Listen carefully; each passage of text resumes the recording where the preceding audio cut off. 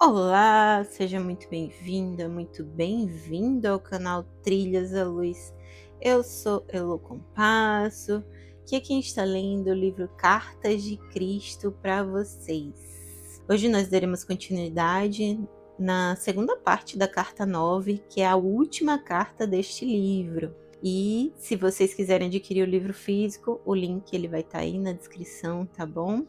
E antes da gente começar, eu já vou te pedir para deixar o teu like aqui nesse vídeo e te convidar a se inscrever aqui no canal se você ainda não é inscrito e gosta de temas sobre espiritualidade, autoconhecimento e tudo que envolve o nosso mundo místico e espiritual. E ative o sininho para receber todas as notificações de quando tiver conteúdo novo aqui no canal. E aí, estão preparados? Então, vamos começar?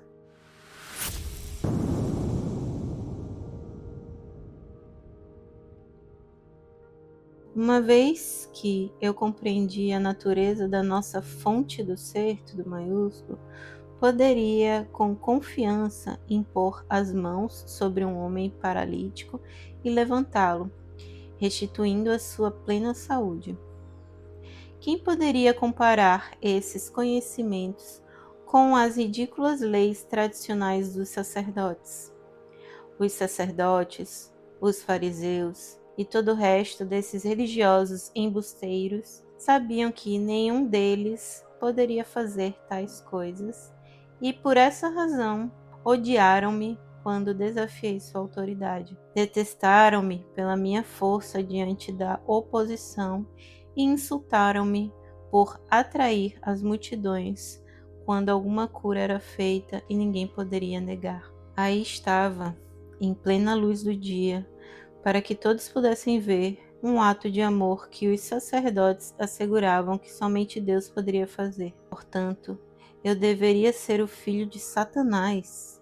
E assim mais, não viam a cura como um ato de amor, mas como uma inexplicável blasfêmia e usurpação do papel de Deus, entre aspas. Acusaram-me de vangloriar-me, entre aspas, dos meus poderes mágicos, mas não podiam dizer-me como eu havia adquirido tais poderes e, portanto, decidiram que eu deveria ser um filho de Beelzebub.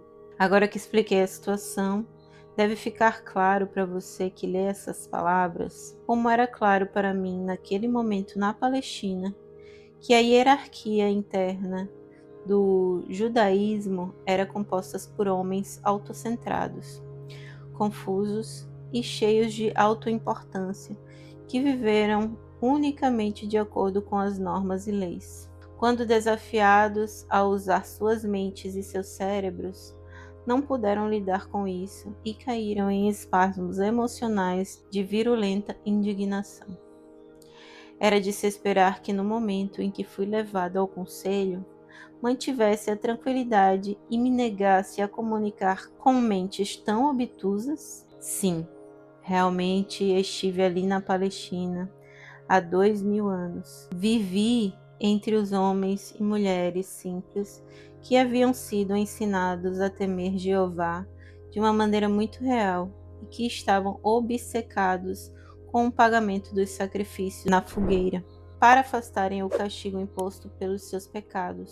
Eu fui criado e doutrinado no medo de Jeová, mas havia nascido para despertar os judeus do seu longo sono de mitos e falácias, para livrá-los de sua opressiva história de guerras e derramamento de sangue, de disputas e discussões, da exigência de uma cabeça pela perda de um olho, do esconder e varrer para baixo do tapete os pecados que não tinham importância se não fossem descobertos. E, se fossem descobertos, então todo o peso da lei mosaica cairia sobre a cabeça do pecador, sem compaixão ou misericórdia. Nem sequer um pensamento hesitante sobre as verdadeiras circunstâncias que envolviam a transgressão. Como eu havia nascido com a missão de abrir as mentes e os corações dos judeus, a realidade que deu a eles a vida e o ser, desde pequeno rejeitei os ensinamentos judaicos. Algo profundo e secreto do meu instinto espiritual rebelava-se contra a antiquíssima intenção judaica de deixar que o outro ser vivo carregasse a responsabilidade e pagasse o preço, entre aspas, pela sua própria teimosia e pecado. Mais do que isso, eu não podia aceitar que um Deus, entre aspas, que supostamente havia criado tal mundo maravilhoso, se alegrasse com o sacrifício pelo fogo de parte de sua própria criação, a qual ele provia abundantemente. Era-me impossível ter respeito por tais crenças e práticas sem lógica.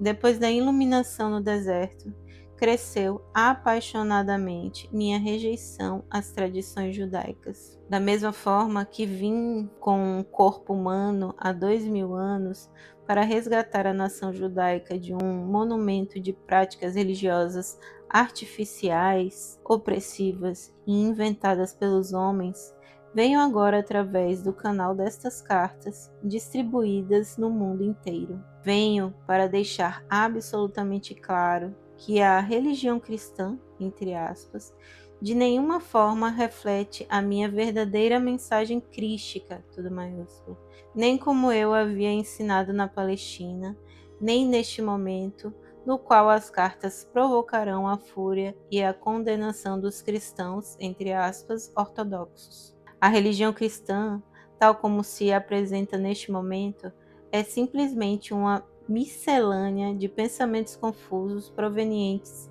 das recordações seletivas dos meus discípulos, das conceituais pregações de Paulo e dos outros escritos antigos. Mais tarde, quando faltava ao cristianismo o efeito visual impactante dos deuses e deusas romanos, a religião cristã foi ornada com recursos teatrais convenientes, entre aspas, para impressionar aqueles que o império eclesiástico de Roma desejava atrair para o seu cercado. Posteriormente, esse império impôs às pessoas crédulas tributos monetários ainda mais injustos do que os impostos exigidos pelo secular Império Romano sobre as nações conquistadas. Nem mesmo César exigia pagamento para que as almas ganhassem a sua entrada no céu. Talvez você se pergunte por que sou tão explícito em minha repulsa ao judaísmo, entre aspas, e ao cristianismo, entre aspas. É vital para o sucesso da distribuição de minha mensagem crística, tudo maiúsculo, que as pessoas compreendam plenamente a verdadeira natureza das religiões que mantiveram a humanidade presa em suas garras até o século XX.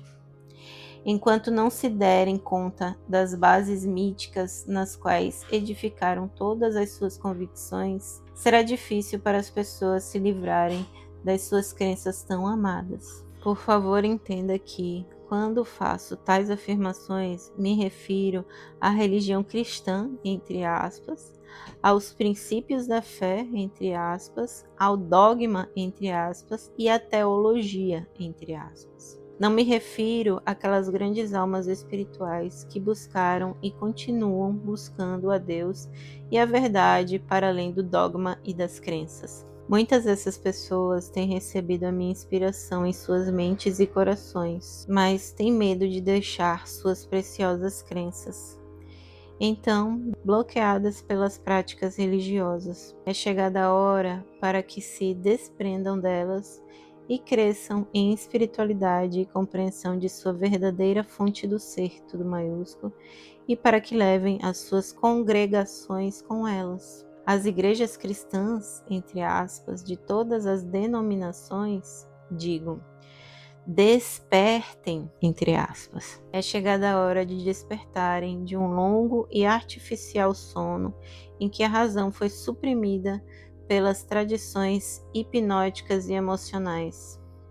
Estas foram transmitidas através dos séculos por uma sucessão de pessoas reivindicando serem a autoridade mais elevada sobre tudo o que eu ensinei na Palestina. Não tenha medo das consequências se você examinar as suas crenças passadas e quiser limpá-las do seu pensamento. Desfaça-se das teias das ilusões e pense. tudo maiúsculo.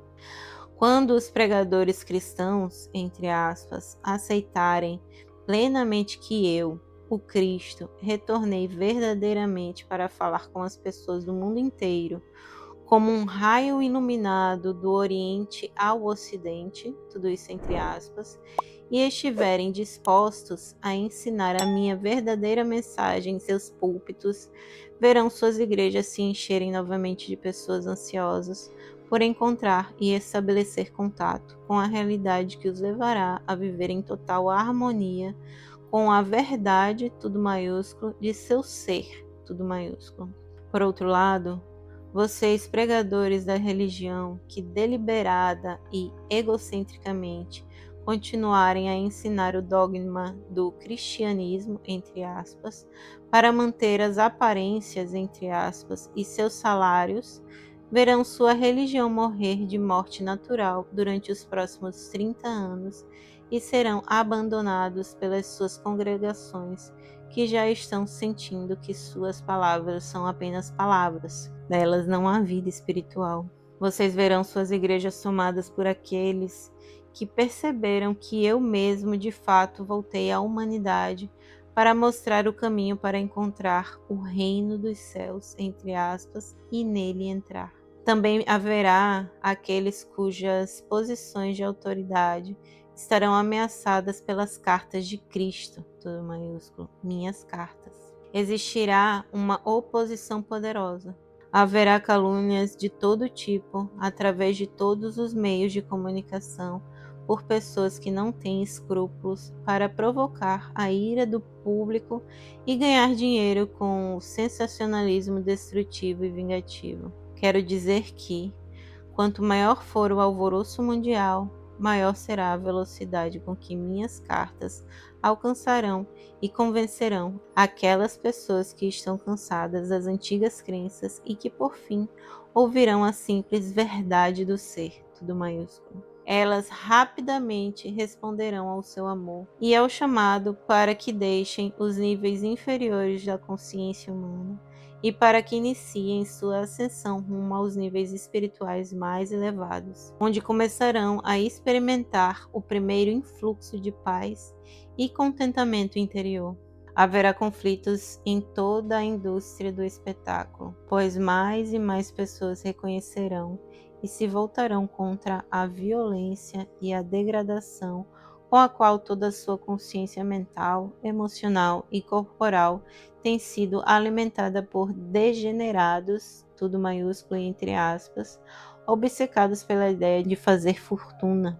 Esses vampiros espirituais compreenderam a estranha fascinação pelo profano e pelo macabro de pessoas ignorantes que vêm sendo enfraquecidas com a segurança, o conforto, o luxo do século XX e que já não encontram nenhuma satisfação em si mesmas. Elas necessitam de excitação para estimular a sua consciência esgotada. Se a vida das pessoas fosse verdadeiramente tão horrível como são aquelas mostradas nos programas de entretenimento a que elas assistem diariamente, dariam as costas às suas telas em busca de algo mais bonito e tranquilo para descansar seu sistema nervoso torturado.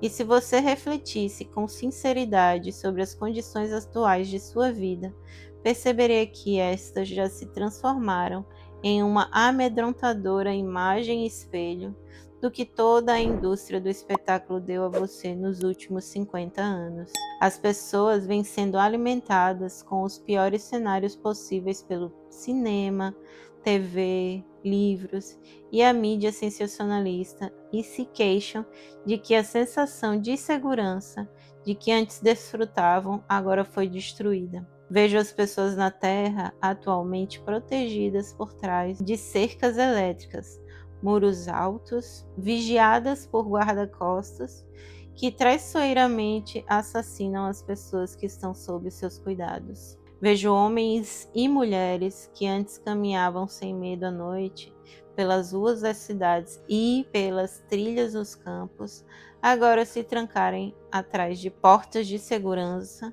temerosos dos mais desprezíveis e brutais ataques. Vejo povos traumatizados pelos seus próprios compatriotas. Vejo genocídio, revoluções, bombardeios, assassinatos e matanças gratuitas de todo tipo. Os que são assassinados passam para as suas próximas existências ainda traumatizados pelo choque da morte inesperada. Eu os vejo e os auxilio se eles são capazes de me ver e receber.